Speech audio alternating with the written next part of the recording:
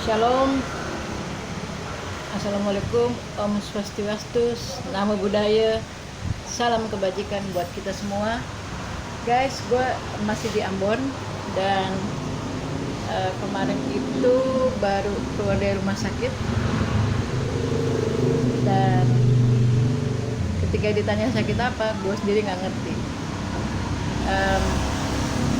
Secara medis semua rekap bagus, jantung bagus, paru-paru bagus. Nih aneh juga gitu, jantung bagus, paru-paru bagus, tekanan darah, tensi darah bagus karena 120/80.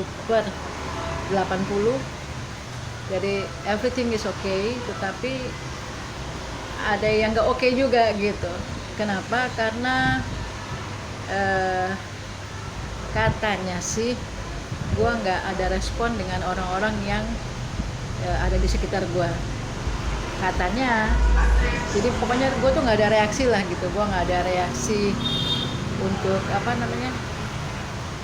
respon reaksi ya sama ya. Nah itu yang membuat orang-orang di sekitar rumah di kampung halaman bokap gue itu aneh gitu. Ada yang bilang kayak kesambar angin jahat gitu kan. Ada juga yang bilang, waduh di Eri tuh ada roh-roh yang aneh-aneh lah gitu. Ada banyak ilmu-ilmu. Kalau di Ambon ini, apalagi di desa gitu ya, itu memang masih ada lah hal-hal seperti itu, hal-hal magic. Kalau di sini bilang doti-doti gitu. Tetapi satu hal, apapun itu, yang gue mau bagi kepada kita semua sore ini, bahwa napas hidup itu Tuhan Yesus yang punya. Jadi gue dibawa dari kampung halaman bokap gue. Gue dibawa dari kampung halaman bokap gue di Eri, di dusun atau desa Eri, kecamatan Nusaniwe. Itu dari Eri, namanya Eri ya, kampung halaman atau dusun atau desa gitulah. Dari Eri itu gue dibawa ke Ambon kota, ya rumah sakit GPM. Nah di rumah sakit GPM itu gue ditaruh di UGD, unit gawat darurat. Berapa lama? Cukup lama, karena semua kamar itu penuh. Dan itu jam 10 malam guys. Jam 10 malam jadi. Dan itu saat dimana Tuhan gambarkan semua, Tuhan kasih lihat sampai ya namanya gelap yang pekat sekali, gelap yang hitam sekali. Dan seperti kayak mungkin di dunia orang mati, di dunia bawah tanah yang lu nggak bisa lihat apa-apa gitu, cuman gelap hitam gitu. Terakhir gue cuman lihat satu peti mati dan kata selesai, tulisan selesai. Nah ketika gue sharing hal ini dengan beberapa saudara di Ambon, saudara-saudara dari nyokap gue gitu kan, ya bokap gue, mereka bilang itu halusinasi gitu, itu halu gitu kan, atau hayal, halusinasi. Tapi buat gue enggak, karena ya gue yang ngalamin gitu kan. Nah jam 10 malam di rumah sakit GPM itu baru masuk di kamar itu sekitar jam 1-an. Dan cuman gue sendiri. Ada di samping gue ada pasien juga, sama anaknya. Dan Tuhan itu baik. Tuhan itu sangat baik. Kenapa?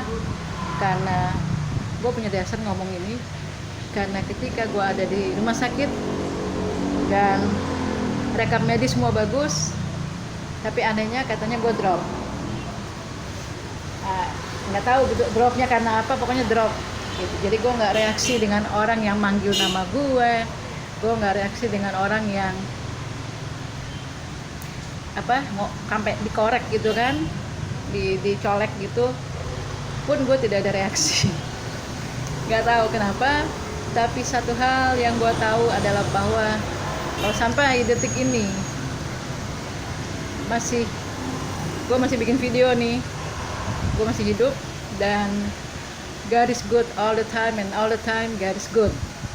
So yang gue mau bagi sore hari ini adalah bahwa jangan pernah berhenti untuk bersyukur, jangan pernah berhenti untuk berterima kasih, ya Mbak ya.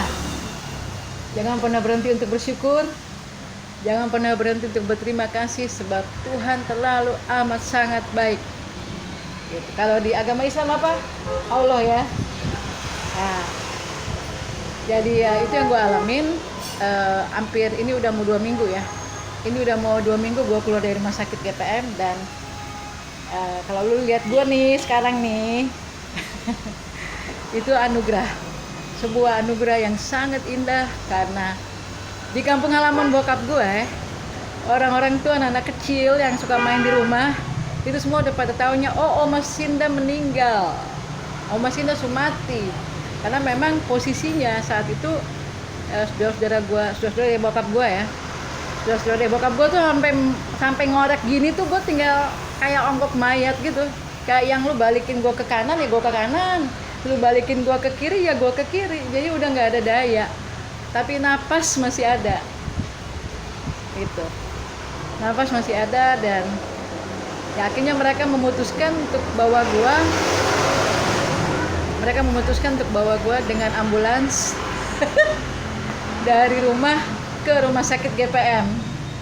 Dan itu pertama gua masuk di rumah sakit GPM di Ambon.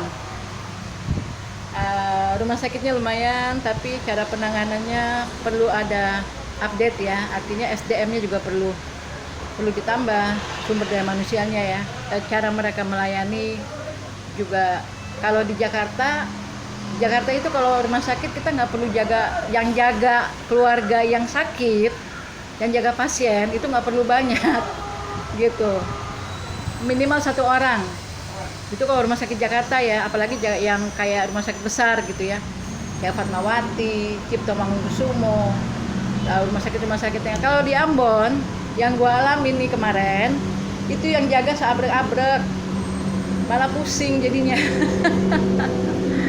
Malah kita yang sakit jadi mikirin ini yang jaga tidurnya di mana kan gitu, karena ini rumah sakit.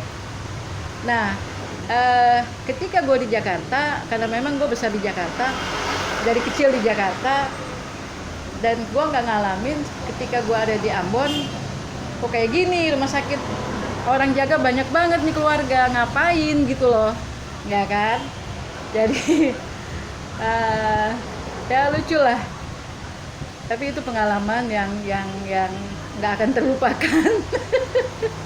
Gue udah sering bolak-balik Ambon Jakarta gitu kan, tapi kali ini dengan urusan dengan rumah sakit untuk sesuatu yang aneh kemarin itu. Dan ini udah masuk 2 minggu gue udah keluar dari rumah sakit GPM, dan puji Tuhan sampai detik ini gue baik-baik. Dan ya seperti yang kalian lihat, gue saat ini ada di sini dengan Mbak yang Mbaknya lagi ngapain nih Mbak? Lagi main HP dia. Jadi gue lagi ada di rumah makan si Mbak ini. Namanya rumah makan apa nih Mbak? D21 Bu. Hah? D21. D21. Di mana? Jalan Kala samping Hotel Sumber Asia. Samping Hotel Sumber Asia, Ambon, Maluku, Indonesia Timur. Jadi jangan lupa mampir ke rumah makan ini, sederhana tapi asik banget. Cuman makanannya udah habis pas gue mampir. Cuman ada ayam geprek, cuman guanya udah kenyang. Sebentar gue ada acara di Lapangan Merdeka, pelatihan. Dan ada yang nanya sama gue sampai dari Jakarta tuh pada WhatsApp gitu kan, pada nanya sakit apa, kok lihat di Facebook ada di rumah sakit, live streaming siaran langsung gitu kan, kenapa, what's wrong. Ada yang pokoknya banyak versi lah gitu, banyak versi dan berbagai sudut pandang yang ada. Ada yang bilang oh itu dicoba-coba tuh, karena kan di kampung halaman bokap gue tuh banyak tuh ilmu-ilmu, kayak ilmu-ilmu apa sih, bikin orang dukun atau apalah. Tapi satu hal gue mau bilang, tidak ada kuasa yang melebihi kuasa Allah, tidak ada kuasa yang melebihi kuasa Tuhan Yesus Kristus yang luar biasa, yang tidak pernah dapat terkalahkan oleh dunia ini, oleh roh, oleh setan, potar apapun.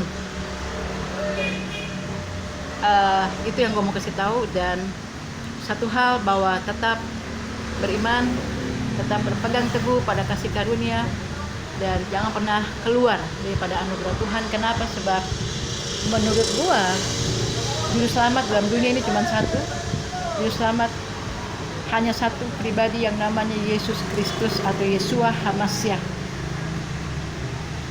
Gue ulang ya, juru selamat hanya satu, namanya Yesus Kristus atau Yeshua HaMashiach. Itu dia punya nama asli, original name.